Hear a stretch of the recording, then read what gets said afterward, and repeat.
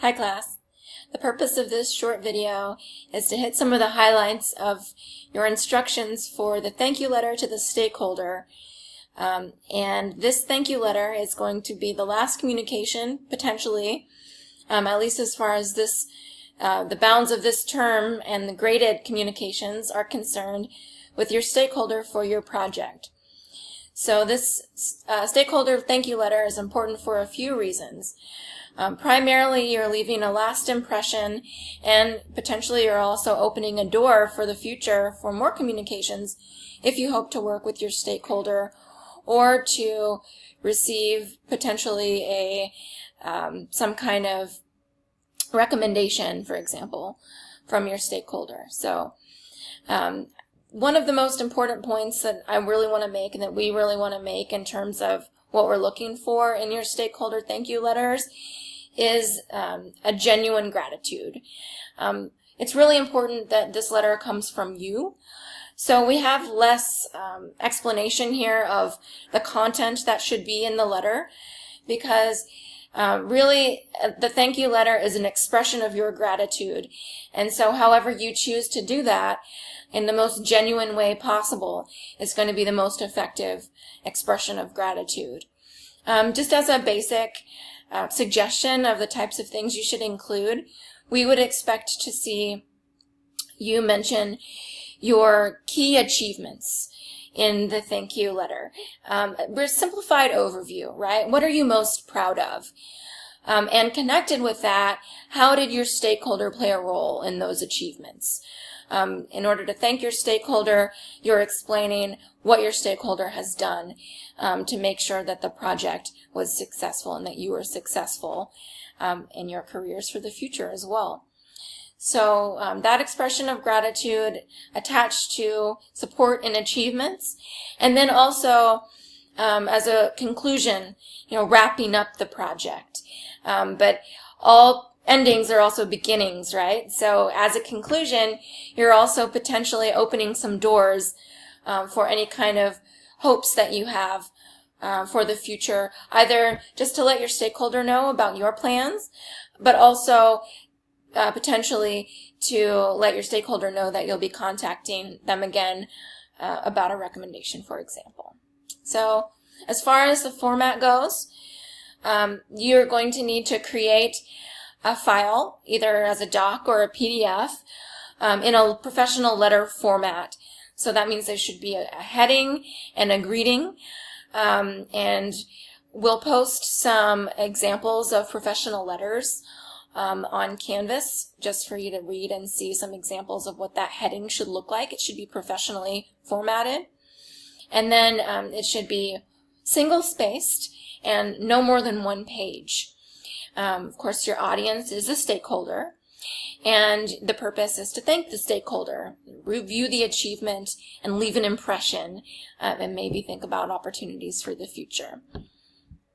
Okay, so in your letter, you're going to need to have a header, contact information, some sort of greeting, an introductory paragraph, and then a body potentially with a couple of main points, potentially achievements and notes for the future, some kind of concluding statement, and a signature from all of the team members. Okay, so this should be pretty straightforward. Hopefully it's pretty intuitive as well. Hopefully this isn't the first thank you letter that you've ever written, but if it is, it's a good opportunity to get some practice writing a professional thank you letter, and something that hopefully you'll get to do going on into the future in your career many times. The thank you letter is an important part of a relationship because it keeps the door open, and it also is a connection between you and your stakeholder of gratitude, letting your stakeholder know just how much you appreciate their contributions to your work. So let's see, it's going to be 9 points of the draft. So you will have a draft of the thank you letter. That's 9 points because it will be connected to the rubric. You can see the rubric here is 30 points, so the draft is going to be 3, 3, and 3. And I am going to actually grade your draft based on the completeness of those points in the rubric at a reduced point count, 3, 3, and 3 for the draft. And then your final document will be submitted on Canvas in the Send Final Email to Stakeholder with Thank You Letter and Progress Report assignment. So you're going to submit your final letter in that assignment, and then at the same time you're going to need to email your stakeholder with the two documents, the thank you letter and the progress report at the same time. So the thank you letter will also kind of serve as a cover letter for the final report. So that's another important note, that you might mention the final report. It's not required, but that would make the connection between the documents clear. Or you can simply do that in your email, right? You can say this is what we're including in this email, the thank you letter and the final report. So you're going to receive credit for the final assignment only after your letter and report have been sent to your stakeholder, and you'll copy CC the TA list with that. And make sure you title it with your official group name and thank you letter and final progress report, so we know what that is. As far as the rubric, I'll go over the rubric points quickly.